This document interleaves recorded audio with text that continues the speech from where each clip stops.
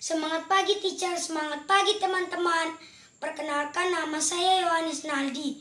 Hari ini saya akan bertutur tentang perumpamaan anak yang hilang. Injil Lukas bab 15 ayat 11 sampai 31. Mau tahu bagaimana ceritanya? Ikuti saya. Di sebuah desa ada seorang saudagar kaya yang memiliki 2 orang anak laki-laki, yaitu si sulung dan si bungsu.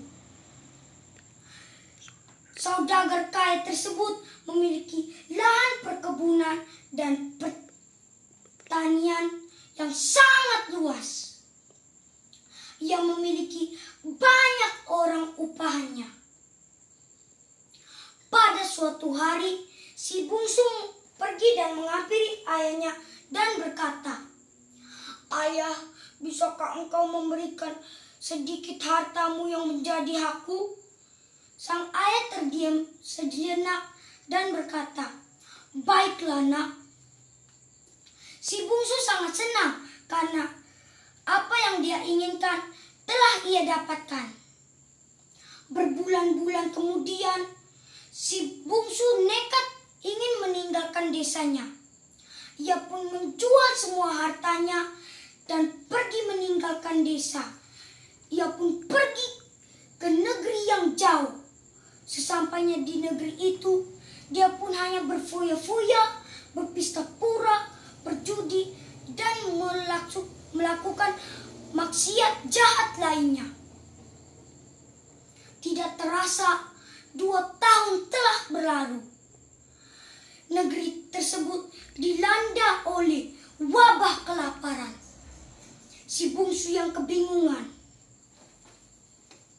karena semua uangnya telah habis, karena selama ini dia hanya berjudi, berfoya-foya, dan berpesta pura.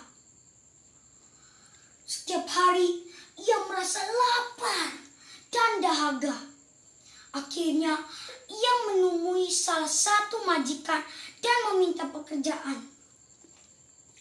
"Bolehkah aku bekerja di sini? Aku sudah tidak makan berhari-hari." Majikan itu menjawab, "Pergilah ke ladang dan jagalah babi-babiku." Akhirnya si bungsu pun pergi ke ladang. Sesampainya di ladang, ia melihat salah satu pekerja dan ia meminta ampas. "Bolehkah aku meminta ampas untuk aku mengisi perutku? Aku sudah lapar dan tidak makan berhari-hari." Jawab sang pekerja, "Tidak, ini makanan babi, bukan makananmu. Babi-babi sana juga sudah kelaparan. Aneh-aneh saja kamu." Meninggalkan si bungsu. Dengan rasa sedih, si bungsu pun berkata, "Betapa banyaknya upahan bapakku, betapa banyaknya makanan yang berlimpah ruah, sedangkan aku di sini mati kelaparan." Akhirnya si bungsu pun bertekad dan ingin kembali kepada ayahnya dan berkata kepada ayahnya, "Ayah, aku telah berdosa terhadap surga dan terhadap engkau. Aku menyesali semua perbuatanku. Tolong jadikanlah aku salah satu upahanmu." Akhirnya ia pun pergi ke rumah bapaknya. Berhari-hari dengan wajah lesu dan pakaian yang compang-camping. Sesampainya di desa, ayahnya melihat dari kejauhan dan segera berlari memeluk dan mencium anaknya. Si bungsu pun berkata, "Ayah, aku telah berdosa terhadap surga dan terhadap engkau. Aku tidak pantas lagi disebut sebagai anak engkau. Tolong jadikanlah aku sebagai salah satu umpamaanmu."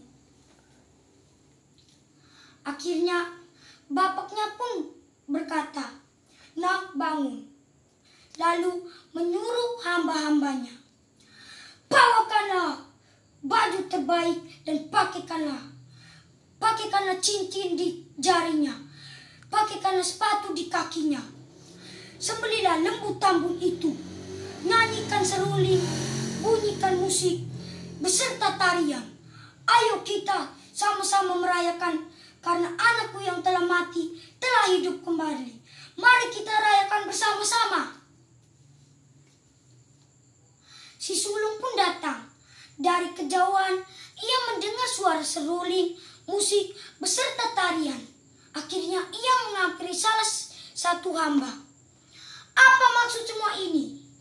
Hambanya pun menjawab, adikmu yang telah lama hilang telah kembali. Dengan ayo kita bersama-sama masuk dan menjemput kedatangan adikmu. Dengan rasa marah, si sulung pun berkata, hentikan semua ini. Akhirnya sang ayah pun memanggil si sulung. Sulung, sini nak, sini. Tetapi si sulung tidak ingin. Akhirnya sang ayah pun menghampiri si sulung dan berkata, nak, adikmu yang telah lama hilang telah kembali. Adikmu yang telah lama mati telah hidup kembali. Si sulung pun menjawab, selama aku bersama Bapak, aku selalu melayani apa yang Bapak suruh. Semua peraturan Bapak aku tidak pernah langgar. Tetapi saat aku meminta untuk Bapak memberikan aku lembu tambun untuk aku sembelih dan bersenang-senang dengan teman-temanku, Bapak tidak memberikannya. Sedangkan si bungsu yang telah pergi lama dan menghabiskan